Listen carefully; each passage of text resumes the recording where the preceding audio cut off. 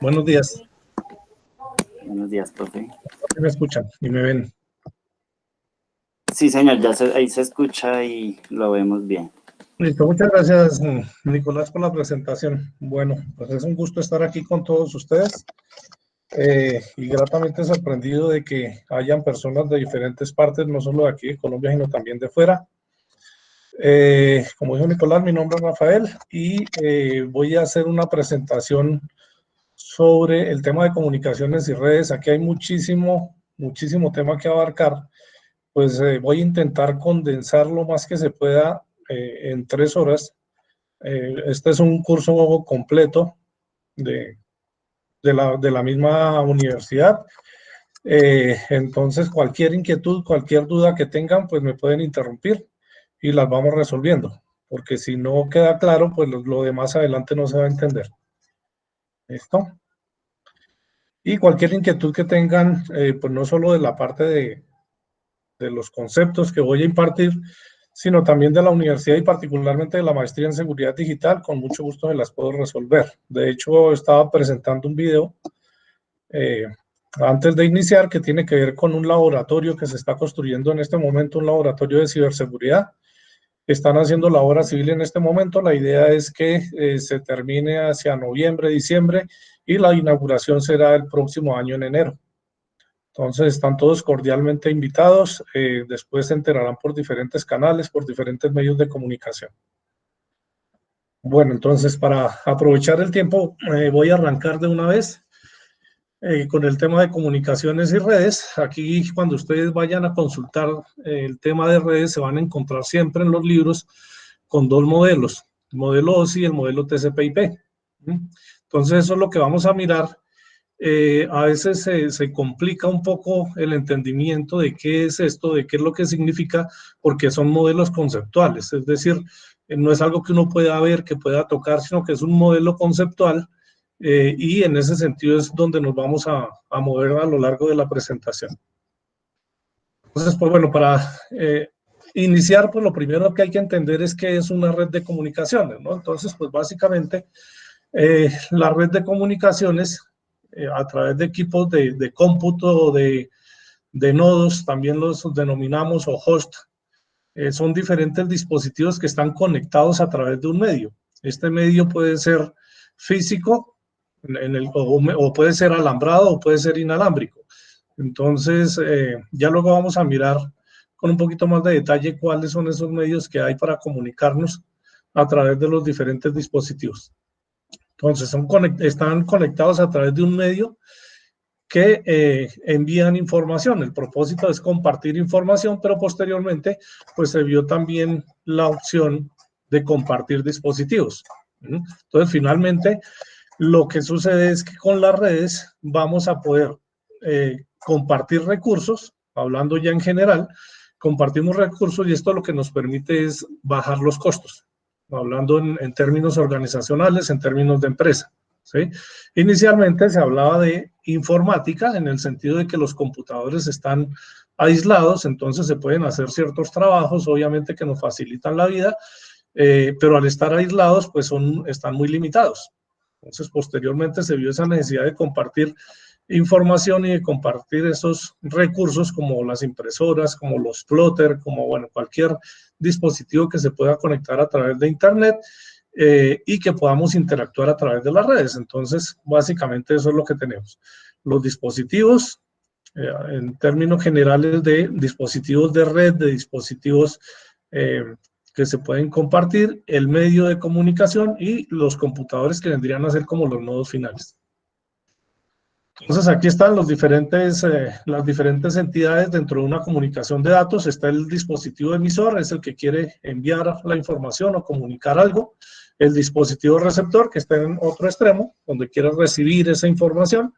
Los medios o canales de comunicación, que puede ser cable o puede ser el aire. Los protocolos de comunicación, entonces el protocolo pues es un acuerdo, un convenio que hay entre las dos partes, entre ese dispositivo emisor y ese dispositivo receptor para poderse comunicar.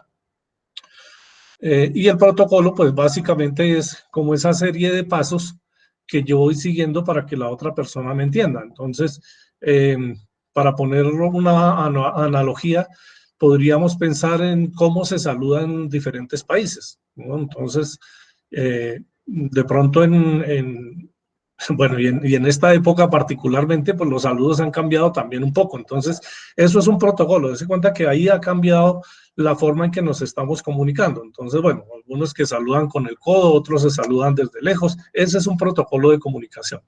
El mensaje, pues, es lo que se quiere enviar, es la información que se quiere comunicar.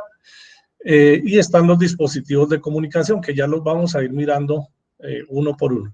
Y finalmente, pues como esto es un servicio público, tenemos que contar con algunos nodos centrales, pero esos nodos centrales, pues alguien se tiene que encargar de ellos. En este caso, pues entra el tema de los operadores, es decir, los que nos proveen a nosotros toda esa infraestructura para que nos podamos comunicar.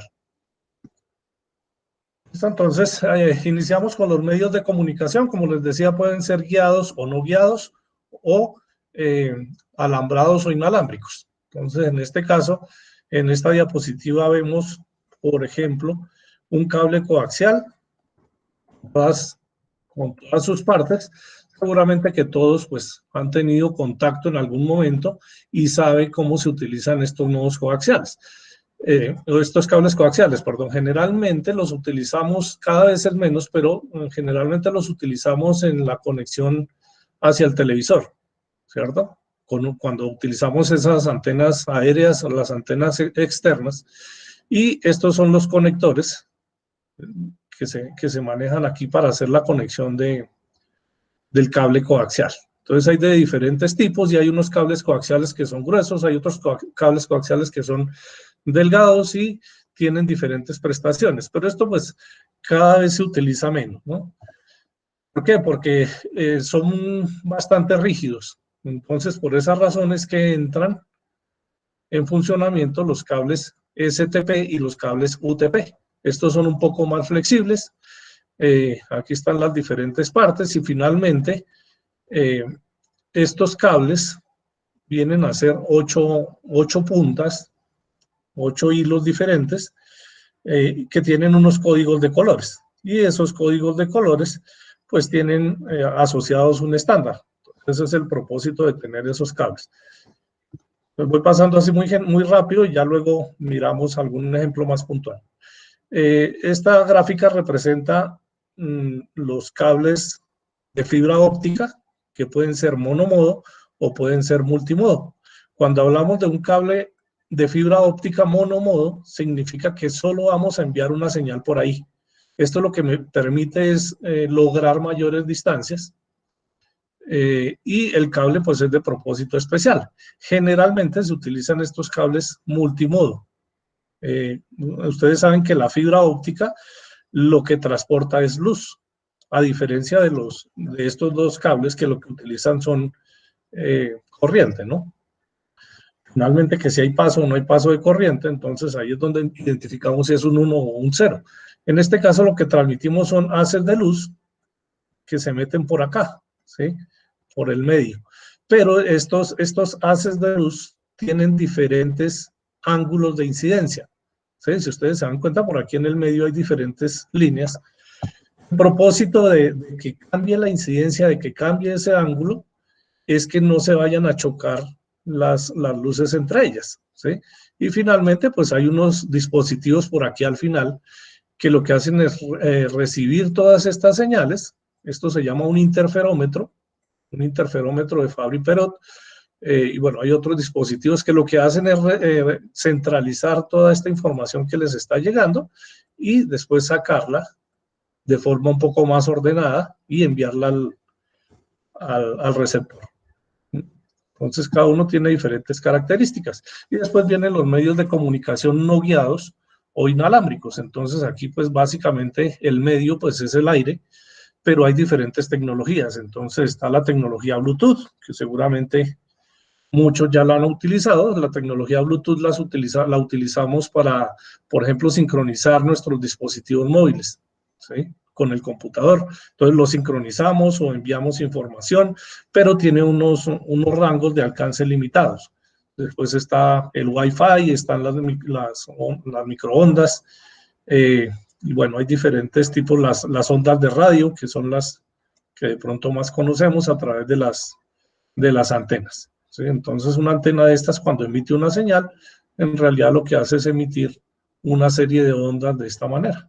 Entonces, por eso ahí está representado por aquí el router inalámbrico. Seguramente también en sus casas muchos tendrán routers inalámbricos y a veces la señal no es muy buena, ¿cierto? Sobre todo cuando tenemos este dispositivo en una casa que tiene varios pisos, entonces se requiere tener un potenciador de señal, porque si el router está en el primer piso y de pronto mi computador está en el tercer piso, pues obviamente las paredes pues hacen que estas señales vayan disminuyendo en cuanto a su potencia. Entonces tenemos que utilizar algunos dispositivos de propósito especial. A mí me trajeron uno hace poco. ¿Lo están viendo?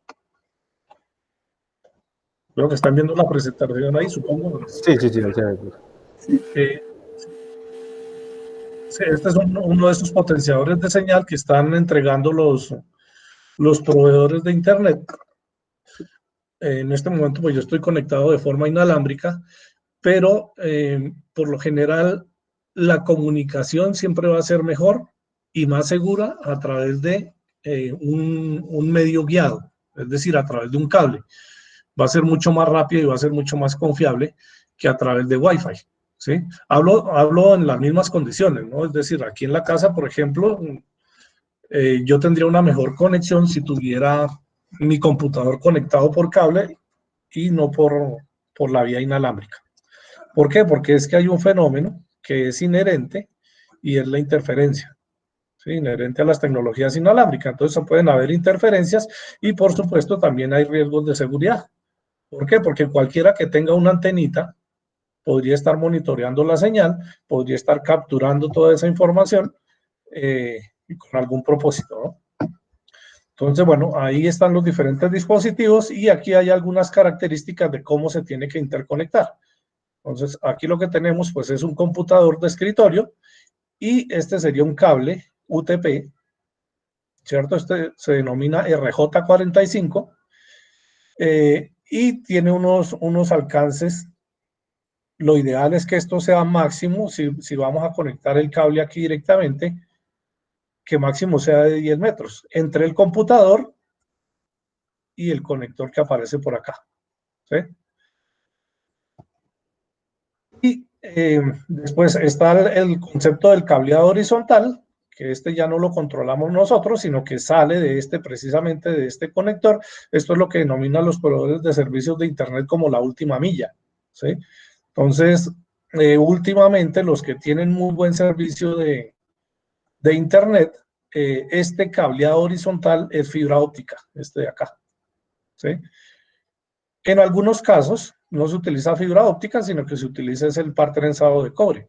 Entonces, para llegar a este cableado horizontal, para que funcione bien, tiene que tener una longitud máxima de 90 metros. ¿Desde dónde? Pues en este caso sería desde el edificio, si muchos viven por ahí en conjunto cerrado, hay unas cajas, seguramente ustedes las habrán visto, cada operador tiene sus cajas, que es donde van y manipulan estos cables, hasta una interconexión que hacen horizontal con una centralita es como un rack o un armario de comunicaciones que ubican por ahí en la calle. Ese enlace máximo debería ser de 90 metros, ¿sí? Y a partir de aquí, pues bueno, ya llegaría a diferentes equipos que podrían estar intercomunicándose para poder ofrecer ese servicio a todos los usuarios por toda una ciudad. En cuanto a los medios de transmisión, guiados y no guiados, pues aquí me salté muchísimos y muchas características por el tiempo, pero bueno, ya vamos a mirar luego cuando entremos ahora sí en las capas, cuando entremos a mirar en la capa física, vamos a mirar cómo sería el aspecto físico de uno de los cables que utilizamos para conectar nuestras máquinas. Entonces, bueno, esta es una analogía que se utiliza en redes. Este es del libro de Tannenbaum, que es como la guía, es como la Biblia de las comunicaciones y las redes, en donde se hace una analogía con unos filósofos, ¿sí? Y lo que se quiere representar es que este señor de aquí, este filósofo, se quiere comunicar con este otro filósofo de acá, ¿sí? Pero lo van a hacer de forma indirecta. Entonces, ¿qué es lo que sucede? Que él ahí allá donde esté ubicado, tiene unos colaboradores, en este caso tiene por aquí un traductor, una traductora en este caso, y el mensaje que quiere comunicar es que le gustan los conejos, ¿sí? Entonces, aquí está esta señora que es la traductora, lo traduce al alemán, ¿sí? Entonces lo coloca aquí y dice, ah, mire, que al señor le gustan los conejos, y después pasa aquí a otra capa, porque la función de esta capa de aquí, de la capa 2, es de traducir, pero aquí hay otra capa, que es la de envío de la información. Entonces podría ser una secretaria, y entonces ella lo que hace es enviarle esta comunicación, y aquí la secretaria lo que hace es comunicarse ahora sí de forma directa con su homóloga. Aquí de pronto no se alcanza a ver muy bien la línea que está en la parte inferior, que es esta, y utiliza algún tipo de dispositivo, ¿sí? Entonces ese dispositivo en este caso, para el ejemplo, es un fax de comunicaciones. Entonces aquí ella ya conoce cuál es el protocolo a poderse comunicar. Y entonces dice, ah, bueno, pues si me voy a comunicar por fax, yo lo que necesito es tener ese tipo de dispositivo, y aparte de eso necesito tener un identificador. Ese identificador pues vendría a ser un número de teléfono que correspondería al dispositivo de acá, ¿cierto? Le manda el mensaje pues si se dan cuenta llega aquí en alemán, y la capa 1 se lo envía a la capa 2. La capa 2, como en el otro extremo, también se trata de un traductor. Este señor conoce el idioma, conoce el alemán y conoce el idioma que habla el filósofo al que le está dando soporte. Entonces este señor le da servicio a este filósofo de acá. Entonces este traductor conoce alemán y conoce francés, ¿sí? Este traductor de aquí, o esta traductora, conoce alemán y conoce el inglés, ¿sí? Entonces, de cuenta que aquí ellos necesitan tener una comunicación indirecta y que coincida, ¿no? Entonces aquí pues la coincidencia es con el idioma alemán, de manera que cuando llegue aquí el mensaje, este señor lo traduce y se lo traduce al francés, que es el lenguaje que conoce este filósofo de aquí. ¿Listo? De esa manera, de forma indirecta, este señor le pudo comunicar el mensaje a este otro, ¿sí? En cuenta que el recorrido en realidad fue por aquí, en este sentido, y después subió, ¿sí? Pero de manera indirecta era este señor de aquí el que se quería comunicar con este otro señor de acá. ¿Hasta ahí claro? Sí. Listo. Recuerden que cualquier momento, si tienen cualquier duda, pueden interrumpir, no hay ningún inconveniente. Entonces, ahora sí, aterrizándolo a los modelos que les mencionaba, aquí voy a hacer la comparación entre el modelo OSI y el modelo TCP/IP. Estas gráficas, muchas de las que voy a utilizar aquí en esta presentación, son sustraídas de un material de Cisco. Cisco es uno de los proveedores de dispositivos de red más conocidos a nivel mundial, pero pues hay muchos otros, ¿no? Está también Tricom, está también Alcatel, está Brocade, bueno, hay muchísimas marcas que hacen trabajos con dispositivos de hardware y que también desarrollan su propio software dentro de sus dispositivos, pero el funcionamiento de cada uno de los dispositivos en las diferentes capas viene a ser el mismo. Lo que cambian son algunos protocolos eventualmente, o de pronto comandos a la hora de ir a gestionar estos dispositivos. Entonces, bueno, aquí esta gráfica nos muestra el modelo OSI, que es un modelo de 7 capas. Este es un modelo conceptual. Al inicio, cuando se empezó a trabajar en todo el tema de interconectividad, donde querían unir las diferentes máquinas, bueno, no terminé de contarles como la evolución de la terminología. Estaba hablando de informática cuando los dispositivos estaban separados, ¿cierto? Y después viene el tema de telecomunicaciones. Telecomunicaciones significa comunicaciones remotas o comunicaciones a distancia. Entonces, por eso es que ahora hay algunas carreras que empiezan a unir todos estos conceptos y aparece, por ejemplo, ingeniería telemática. Entonces significa, tenemos las telecomunicaciones, toda la teoría que hay detrás de la parte de las comunicaciones, pero también tenemos la parte de informática. Entonces viene toda esa unión de todos esos dispositivos. Entonces, ¿qué fue lo que hicieron? Pues básicamente el modelo OSI lo presentaron una serie de expertos que dijeron, bueno, tenemos que empezar a dividir las diferentes funciones que se llevan a cabo en una red, con el propósito de minimizar los problemas. Entonces aquí la teoría es divide y vencerás. Entonces, como decir, tengo un problema muy grande, ¿cierto? Y este problema muy grande lo voy a dividir en diferentes pedacitos para poder solucionar el problema. ¿Y cuál es el problema aquí? Pues que podamos tener una comunicación efectiva y que en caso de que ocurra algún fallo en alguna de las funciones, yo pueda identificar en dónde puede ser ese fallo. ¿Sí? Entonces, bueno, que ocurrió algo por aquí. Esa es función de esta capa únicamente, no de las demás. Entonces, la idea de estos modelos por capas es que las capas inferiores le den soporte a las capas superiores. ¿Sí? Y esto es lo que se denomina servicios. Entonces, lo que hay entre capa y capa, hacia arriba, son servicios. Y lo que hay entre capas homólogas, ya lo vamos a mirar más adelante con otro gráfico, es decir, si tuviéramos aquí el modelo OSI por un lado y el modelo OSI por el otro, hablaríamos de capas de aplicaciones homólogas. En ese sentido, se hablan de protocolos. Pues aquí hablamos de protocolos. ¿Cómo nos vamos a comportar? ¿Qué es lo que vamos a hacer? ¿Qué es lo que le vamos a decir a nuestra contraparte? ¿Sí? Entonces, a nivel entre capas, de abajo hacia arriba, son servicios, y entre capas homólogas, de emisor y receptor, son protocolos. ¿Listo? Y pues la capa más evidente, porque es la que nosotros podemos palpar, la que podemos tocar, pues es la capa física, ¿cierto? Entonces la capa física tiene que ver con todas las especificaciones técnicas, todas las especificaciones de corriente, todas las especificaciones de forma, todo lo que ustedes vean de hardware, el teclado, el mouse, todo eso tiene que ver con la capa física, ¿sí? Y aquí se definen esos requerimientos que deben tener y se definen a un nivel de detalle tan fino que van, por ejemplo, hasta la forma que debe tener un tornillo, ¿sí? Si tiene que ser hexagonal, si tiene que ser de una cabeza para un destornillador de estrella, de pala, todo eso está especificado de manera muy clara. Ahí es donde se empiezan a generar los estándares, ¿sí? Entonces hay estándares y hay buenas prácticas que me dicen cómo es que tengo que conectar las diferentes máquinas, los diferentes dispositivos. Entonces de eso es que habla la capa física.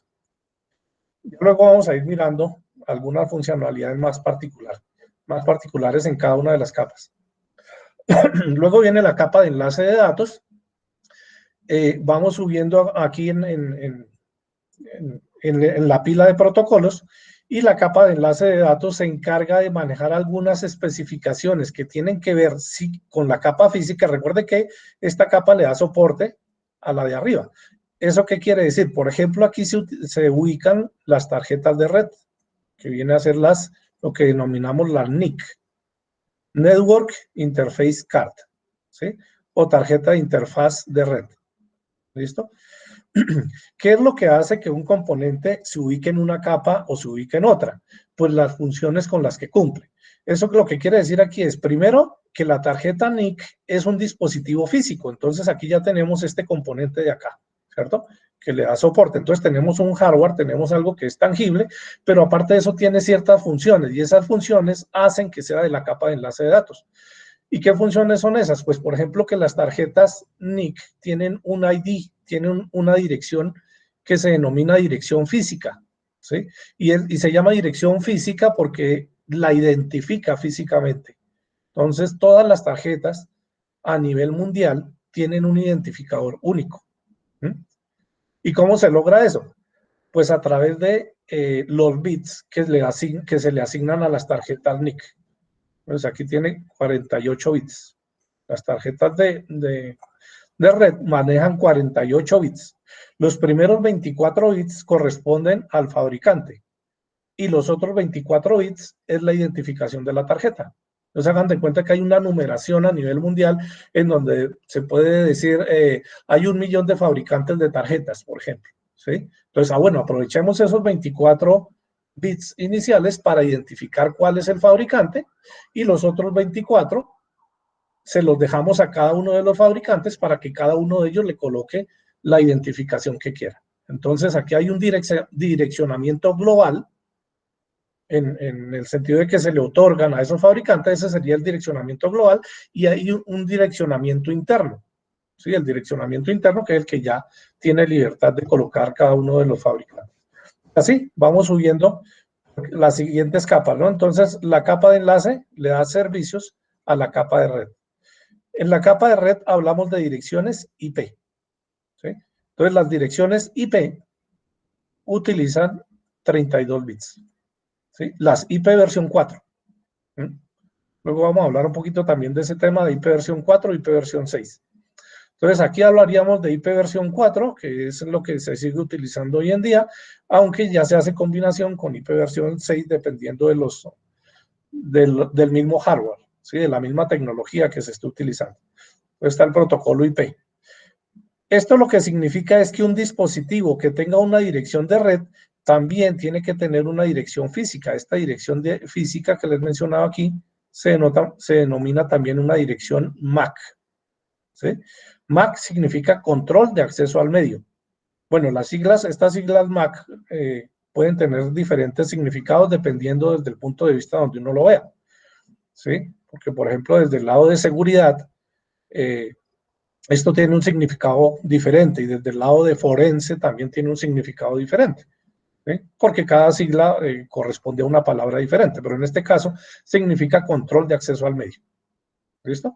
Utilizamos direcciones MAC, en este caso en la capa de red, direcciones IP, en la capa de transporte. Entonces significa que vamos subiendo. La capa 3 le da servicios a la capa 4 y en la capa de transporte utilizamos algo que se denominan los puertos, ¿sí? Y aquí aparece el protocolo TCP, que también luego hablamos de eso, y el protocolo UDP, ¿sí? Ya luego miramos un poquito del tema. Y así sigue subiendo y entonces por aquí aparece la capa de sesión. La capa de sesión es la que establece la comunicación y la que esté pendiente de que todo esté funcionando bien, ¿sí? Cada una pues tiene sus funciones definidas y aquí yo las estoy resumiendo bastante, pero a continuación vamos a ir viendo varias diapositivas en donde vamos a mirar diferentes gráficas con las diferentes funciones. Luego viene la capa de presentación que tiene que ver con los algoritmos de cifrado, que tiene que ver, por ejemplo, con esos caracteres de otros idiomas como el chino, como el ruso, ¿sí? Entonces esta capa de presentación es la que se encarga de que eso se vea bien. Y finalmente está la capa de aplicación, que es donde están todas las aplicaciones que ustedes conocen, es decir, las que ustedes ya entran a programar, las que desarrollan. Aquí aparece HTTP, DNS, DHCP, bueno, todas esas son una serie de protocolos que se utilizan a modo de servidores. Entonces, por ejemplo, si hablamos del DNS, significa servidores de nombres de dominio. Un DNS es el que hace esa traducción entre los nombres y las direcciones IP. Entonces, para nosotros, los humanos, pues es más fácil aprendernos un nombre como google.com en lugar de aprendernos una dirección IP. ¿Sí? Entonces, estos nombres están asociados con las direcciones IP que nosotros las escribimos a nivel de capa de aplicación. Entonces, ese protocolo DNS es el que hace esa conversión, que cuando nosotros escribamos google.com, entonces es lo que hace es traducirla a la dirección IP para poderse comunicar con la otra máquina.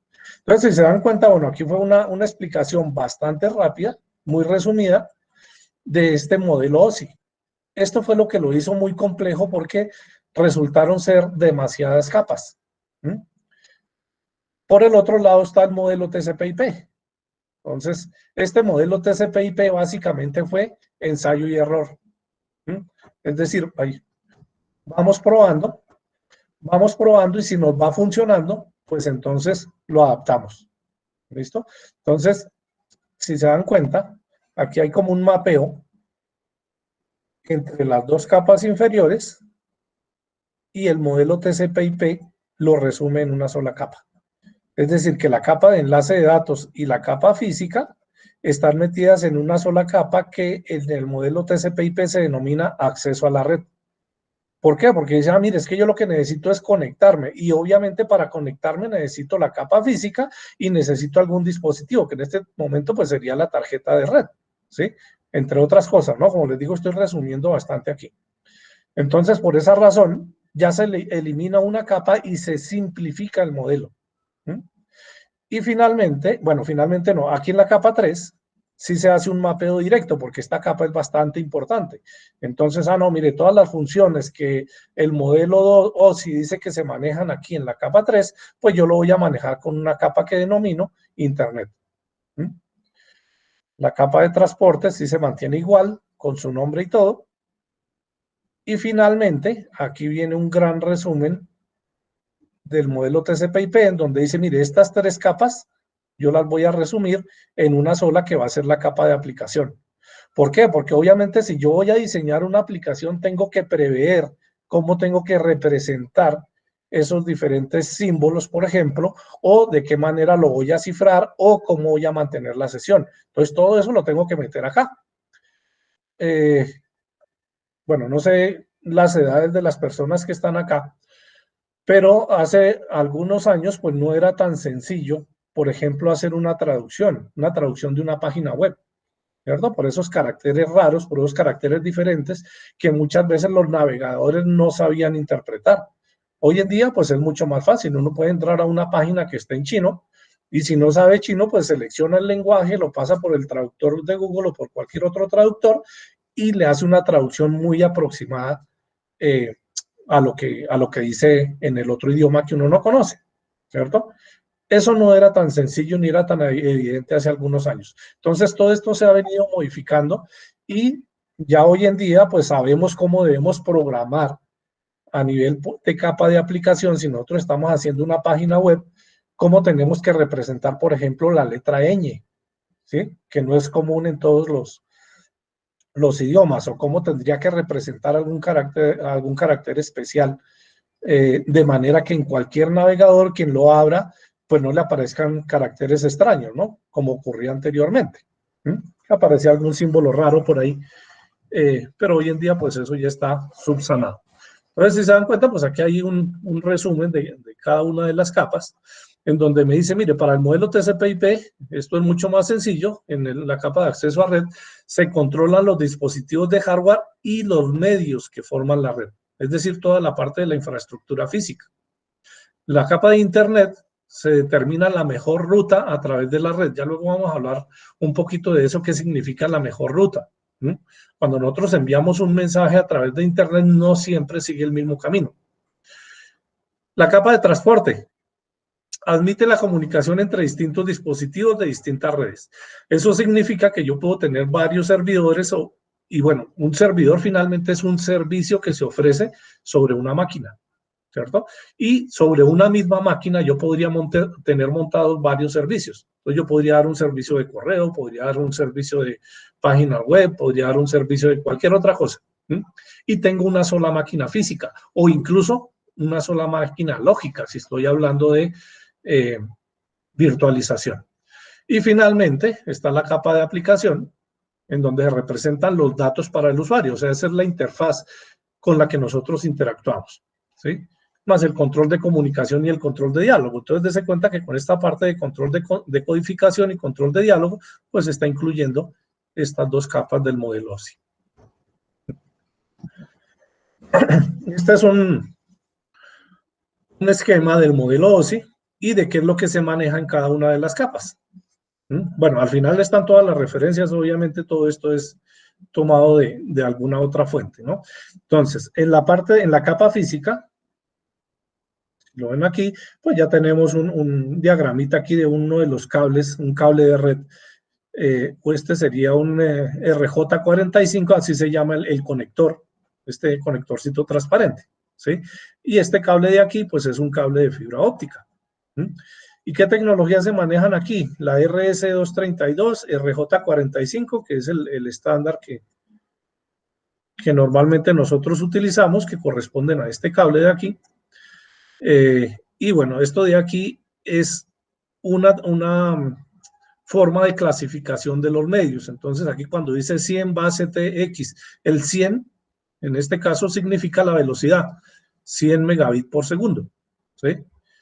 Y bueno, hay otras tecnologías como el SDH, que significa jerarquía digital síncrona, la tecnología DSL, antes nos hablaban de, bueno, esto significa Digital Subscriber Line o línea de suscriptor digital. Anteriormente los proveedores de internet nos decían, le voy a vender un servicio ADSL, ¿sí? Que significaba Asynchronous Digital Subscriber Line. Hoy en día hablamos de RDSI. RDSI, que significa Red Digital de Servicios Integrados, ¿sí? Porque cuando teníamos la transmisión por ADSL, era cuando se compartía, de pronto ustedes lo habrán escuchado, no sé si alguien lo habrá sufrido, que teníamos que compartir la comunicación del computador con la línea de teléfono. Y pues eso era un problema porque si alguien descolgaba el teléfono, pues nos sacaba de internet. Entonces, por esa razón es que aparece este nuevo servicio que es la Red Digital de Servicios Integrados. En inglés sería ISDN, ¿sí? Que viene, pues es lo mismo, ¿no? Red Digital de Servicios Integrados, que nos permite meter información de diferente tipo, es decir, voz, datos, multimedia, todo lo que nosotros queremos. Esas son las conexiones que tenemos hoy en día. Entonces, de esa manera, pues, ya podemos estar conectados a internet y no estamos interrumpiendo la comunicación telefónica análoga, la tradicional. Si vamos subiendo por las capas, en la capa de enlace, ahora sí vemos entonces aquí que hay un direccionamiento físico. Entonces, por eso les hablaba de una dirección física que corresponde a la dirección MAC y aparecen unos dispositivos. Entonces, aquí aparece un router MAC y aparece también este simbolito de aquí que es un switch, ¿sí? Un switch o conmutador en español. Y las diferentes tecnologías que se manejan ahí. Entonces, aquí aparece el Ethernet, ¿sí? El Ethernet, pues básicamente es la unión de computadores a través de esa tecnología Ethernet, que ya luego miramos qué significa, y básicamente lo que hay es una serie de encabezados para poder transmitir la información al otro extremo. Está la 802.11, que esta sería la norma para dispositivos inalámbricos. Está la parte de MAC, que significa control de acceso al medio, porque muchas veces se comparten esos medios, ¿cierto? Entonces, si alguien quiere transmitir algo por un cable, resulta que ese cable es común para varios usuarios. Entonces, ese control de acceso al medio es una forma de arbitrar quién es el que tiene el derecho de transmitir en cada momento. LLC significa control de enlace lógico. Este protocolo de control de enlace lógico es como una interfaz para comunicarse con la capa de arriba. Y bueno, aparecen otras tecnologías. Aquí aparece el ATM, por ejemplo, Asynchronous Transmission Mode, el HDP, los canales de fibra óptica, el Frame Relay, el HDLC, el PPP, todas estas, el PPP es comunicación punto a punto, protocolo punto a punto, y topologías que también ya luego vamos a mirar algunas de las topologías como la token ring. Ese es el direccionamiento físico, ¿sí? ¿Por qué?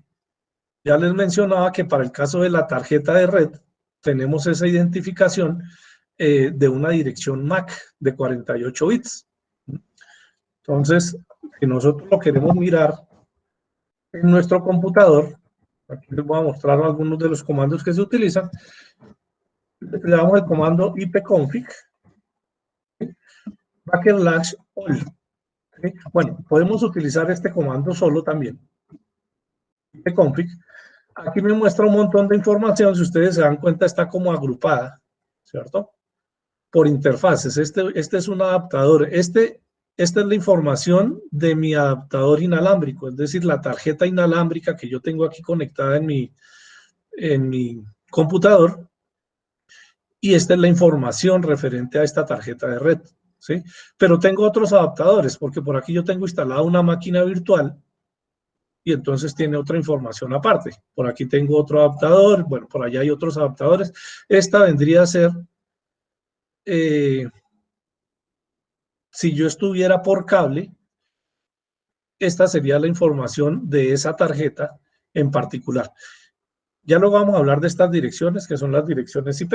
Aquí me está dando una dirección muy particular. Esto es lo que se denomina una dirección APIPA, que significa que no tiene una dirección realmente asociada, no tiene una dirección IP configurada, ¿sí? En el momento en que yo conecte el cable a esta tarjeta de red, seguramente esto va a cambiar, ¿sí? Pero bueno, de momento quedémonos con esta de aquí, que sería la información de mi tarjeta inalámbrica de mi Wi-Fi. Pero esta información que me saca aquí es un poco limitada. Aquí me muestra la dirección IP versión 4, me muestra la máscara de subred, que ya también luego hablamos de eso, y la puerta de enlace predeterminada, ¿sí? Pero si yo quiero una información adicional como la dirección MAC, pues entonces le doy el comando ipconfig /all.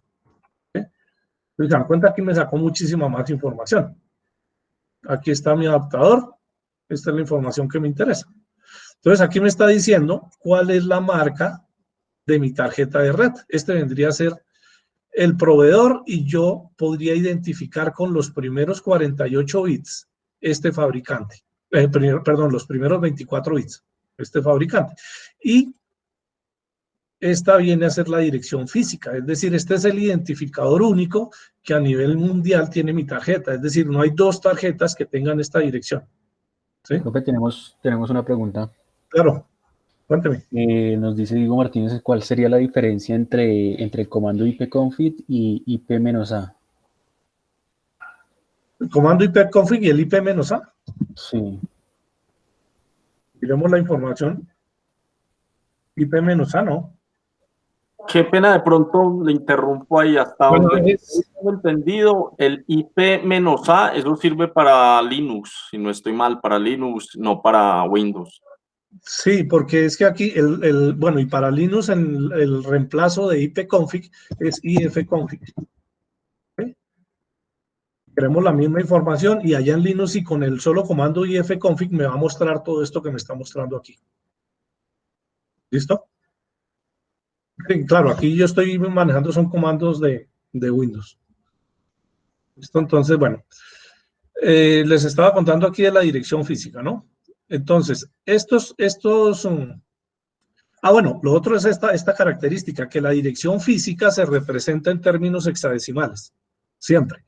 Entonces, yo les estaba diciendo que los primeros 24 bits, es decir, estos de aquí, son los que me identifican al fabricante. Entonces, en este caso, este código de acá, pues bueno, código, pues lo podríamos llamar como un código que le correspondería a este fabricante.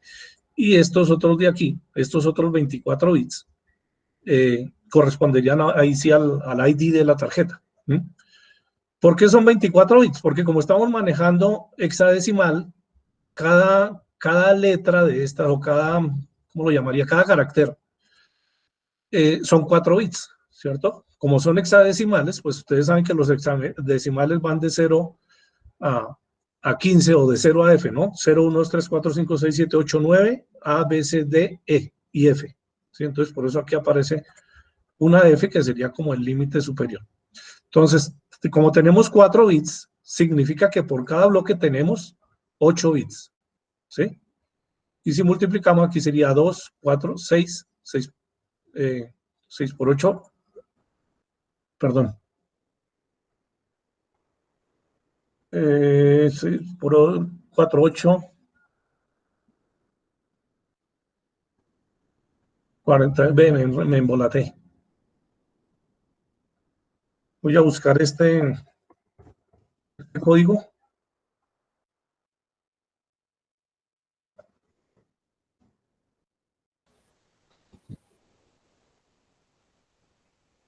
Para mostrarles los fabricantes. Aquí, como se dan cuenta, están las diferentes tarjetas, pero bueno, esta no es la página que estaba buscando. Estoy buscando es una que me asocie precisamente a ese fabricante. Atheros.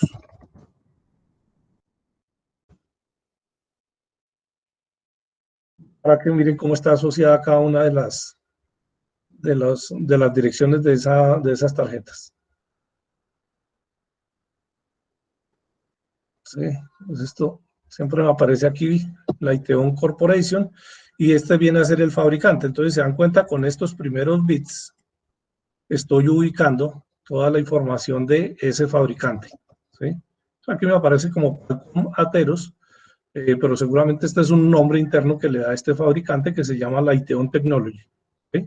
Y así pues ustedes pueden hacer el ejercicio con cada una de sus tarjetas, ¿sí?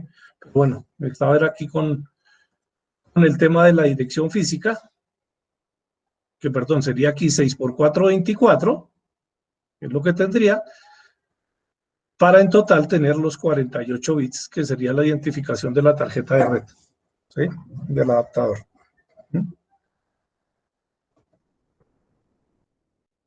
Vamos acá. Si continuamos subiendo, en la capa de red, pues ahora sí tenemos toda la parte de direccionamiento. Entonces, bueno, aquí está el protocolo IP, que es el que les mencionaba, de 32 bits, pero también aparece otro protocolo que es el ARP. Este ARP en realidad está entre las dos capas, ¿no? Entre la capa 3 y la capa 2. Este protocolo ARP se utiliza, esto significa Address Resolution Protocol, o protocolo de resolución de direcciones, que significa que si un dispositivo no conoce la dirección IP de otra máquina, lo que hace es preguntar, lanzar un mensaje preguntando quién tiene esta dirección MAC, ¿sí? Y de esa manera entonces logra conseguir, quién tiene la dirección IP, recibe la dirección IP, y con base en la dirección IP, entonces recibe la dirección MAC, ¿sí? Ese es el funcionamiento de este protocolo ARP. Ya de pronto hacemos una captura de tráfico y miramos algo muy sencillito. Está el protocolo IPsec, que significa darle seguridad a la información que voy a enviar, es decir, asegurar este protocolo IP. Después viene el ICMP. Este protocolo es un protocolo de control de mensajes de Internet. Ese es el significado de las siglas. Internet Control Message Protocol. Y este se activa, por ejemplo, cuando lanzamos un ping, ¿sí? El ping es un comando que me sirve para identificar si otra máquina está activa. Y después, bueno, vienen otros protocolos, el IGMP, el OSPF, por aquí pueden haber muchos más protocolos, ¿sí? Y a este nivel aparece otro dispositivo, que es el dispositivo router o enrutador, ¿sí? Entonces, en la capa 2 teníamos, en cuanto a dispositivos de conexión de Internet Working, es decir, la parte que une toda la infraestructura. Entonces, tenemos aquí en capa 2 el switch o conmutador, y en la capa 3 el router o enrutador. En la capa de transporte, esto es lo que se denomina las comunicaciones end-to-end o extremo-extremo. Se supone que aquí ya se han hecho correcciones de errores, si era que venían algunos problemas por aquí, desde la capa física pueden llegar errores desde el emisor, porque a través del cable pueden haber interferencias que hacen que la comunicación no sea perfecta, ¿sí? Entonces, la capa de enlace tiene unos mecanismos para poder identificar esos errores que ocurrieron por aquí en la capa física y eventualmente los puede corregir. Si no los puede corregir, pues tiene que pedir retransmisión de la información. En la capa de red, pues entonces se hace la parte de enrutamiento. Aquí también se lleva a cabo algunas funciones que son muy parecidas de la capa de enlace, ¿sí? En la capa 4. Por eso aquí se denomina que ya hay mayor confiabilidad en cuanto a la transmisión de la información. Y los dos protocolos por excelencia de la capa 4 son estos dos, el TCP y el UDP. TCP significa Transfer Control Protocol o protocolo de control de transferencia, y el UDP, que viene a ser un protocolo no orientado a conexión. El primero es orientado a conexión, este de aquí, ya vamos a hablar un poquito también de esto. Es orientado a conexión en el sentido de que primero tengo que establecer el canal entre emisor y receptor. Ahí sí, la información utiliza siempre el mismo canal para enviar la información. Eso lo que significa es que si yo mando un bit, ese bit va a llegar de primero que los otros. Lo que no ocurre aquí en UDP.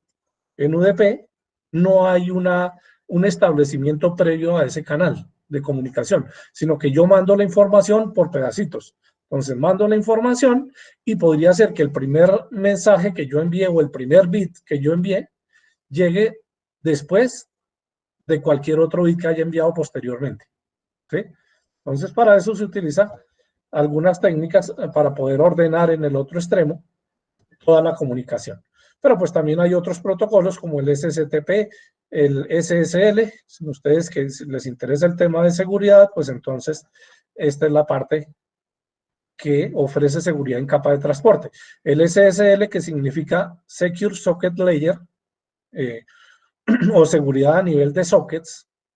Un socket básicamente es una dirección IP más un puerto, ¿sí? Entonces, si tenemos esa dirección IP y ese puerto, tenemos que asegurar las comunicaciones que haya por ahí, pero preferiblemente utilizar TLS, ¿sí? El TLS es como la evolución que ha venido teniendo esta seguridad que se está colocando en capa 4. Entonces, utilizar TLS y preferiblemente versión 2 o versión 3. TLS significa Transport Layer Security, seguridad de la capa de transporte. Y bueno, aquí vamos subiendo entonces en la capa de sesión. Aquí sí voy a pasar muy rápidamente porque básicamente aquí lo que se maneja es el establecimiento, la conexión de las sesiones. Acuérdense que aquí estamos hablando del modelo OSI y por eso tenemos 7 capas, ¿no? Entonces aquí lleva a cabo ese control de comunicación y hay algunos protocolos como el protocolo ZIP. Este protocolo ZIP se utiliza en redes de voz sobre IP. RTP, Real Time Protocol, o protocolos en tiempo real, y bueno, están también las llamadas a procedimiento remoto. Si pasamos a la capa 6, capa de presentación, entonces aquí vienen los diferentes formatos, ¿sí? Entonces aquí están los formatos HTML, los formatos DOC, los JPG, bueno, todos los que ustedes ya conocen. Y finalmente en la capa de aplicación, como les mencionaba, pues ya aparece es HTTP, el peer-to-peer, los protocolos de correo. Entonces, bueno, he estado hablando por acá de sockets, he estado hablando de puertos, ¿cierto? Entonces, aquí en capa 2 hablamos de direcciones MAC, en capa 3 hablamos de direcciones IP, en capa 4 se mencionan los puertos. ¿Y qué significa un puerto? Pues un puerto básicamente es una conexión que yo abro para poder dar o recibir un servicio. Cuando ustedes vayan a mirar los temas de seguridad, o no sé si ya lo hicieron, que hagan un escaneo de red, por ejemplo, ahí lo que les va a mostrar es qué puertos podría tener abiertos la otra máquina. De esa manera yo me entero qué servicios están instalados. Entonces, yo, por ejemplo, aquí tengo montado un servidor web, ¿sí? Si yo hiciera un escaneo de red, mira, tengo por aquí vamos a hacerlo rápidamente. Aquí ya tenía un escaneador de puertos, pero obviamente pues yo lo voy a hacer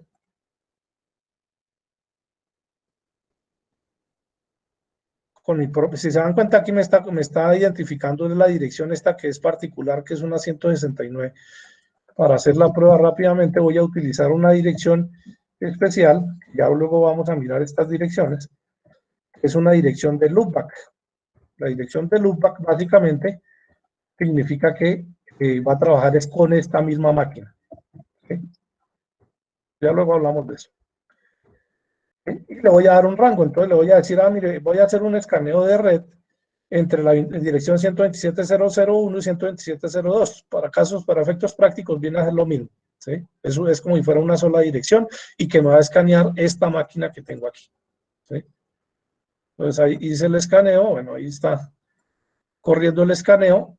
Al desplegar aquí, pues aquí me está mostrando la dirección IP y me dice que tengo 3 puertos abiertos, ¿sí? ¿Cuáles son esos puertos abiertos? Como tengo un servidor web, aquí aparece.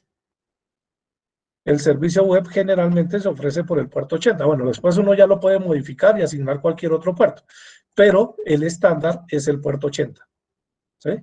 Entonces eso es lo que significa un puerto. Estoy ofreciendo a otros usuarios dentro de mi red una entrada para que se pueda comunicar con mi servidor web, ¿sí? Eso es lo que significa. Y estos otros generalmente están abiertos porque estos son los que comparten recursos de Microsoft a través de, bueno, en este caso, pues de Windows, ¿no? El 135 y el 445. Pero pues básicamente es lo que significa un puerto. Es un sitio por donde se da un servicio y cada servicio tiene un puerto asociado. Es decir, yo les mencionaba por aquí correo. Entonces, el servidor de correo utiliza diferentes protocolos. Uno de esos protocolos es el SMTP, Simple Mail Transfer Protocol. El puerto que utiliza este protocolo es el puerto 25. ¿Sí? Utiliza también el puerto POP. ¿Sí? Este vendría a ser el puerto 110. Si yo tengo un servidor de Telnet, también tiene su propio puerto. FTP. El FTP es particular porque este utiliza dos puertos. Utiliza el puerto 20 y el puerto 21. Y esos son los puertos que se denominan los puertos más conocidos, que son entre el 0 y el 1024. Eso significa que si yo quiero dar un servicio, si yo estoy creando una aplicación y digo, bueno, voy a crear una aplicación de una calculadora y quiero dar ese servicio para que todo el mundo lo utilice, pues no voy a utilizar un puerto por debajo del 1024. Entonces utilizaría por allá el puerto 10.000 y le digo a los usuarios que se van a conectar, oiga, vea que cuando usted necesite utilizar una calculadora, pues conéctese a esta dirección IP y a este puerto. ¿Sí? Lo que sucede es que cuando nosotros ingresamos una dirección IP en la URL, en el navegador, como ya es un estándar, no tenemos que darle esos dos puntos, o sea, perdón, ese puerto. Entonces aquí sí lo que tenemos es la dirección google.com. Directamente yo voy a poder acceder a esa dirección, ¿cierto? Pero bueno, no, busquemos otra que no sea Google. Eltiempo.com, ¿sí? Ustedes ya saben qué es lo que va a pasar ahí. Me va a desplegar la página del periódico El Tiempo, ¿no? Entonces, para saber cuál es la dirección IP, pues simplemente lanzo un ping. ¿Sí? Entonces ya saben que este ping, pues básicamente lo que hace es preguntarle a una máquina si está activa o no está activa. Entonces yo hago esto, eltiempo.com. Aquí ya me aparece la dirección IP. Pues eso lo que significa es que si yo escribo esta dirección 269.125.194, ya que darle 2.80. ¿Por qué? Porque esto me indica, esta es la dirección IP de esa máquina y este es el puerto por donde me va a atender. ¿Sí? Este sería el puerto web. Pero bueno, podría dejarlo así o podría dejarlo así. El efecto al final va a ser el mismo. Entonces, si le doy Enter, aquí ya tenemos un control. Lo está ejerciendo la página web, ¿sí? Donde dice, bueno, pero es que usted tendría que colocar aquí que este es el protocolo HTTP. No sé si esta página utiliza HTTPS o no. A ver, aquí me dice que no es seguro, entonces, si se dan cuenta, esto tiene que ver con la parte que de pronto ustedes van a mirar después. Cuando aparece que la página dice que no es segura, significa que no tiene un certificado digital asociado. ¿Sí? Vamos a ver si no funciona así. Me sigue diciendo que esto no me está proporcionando una página web segura.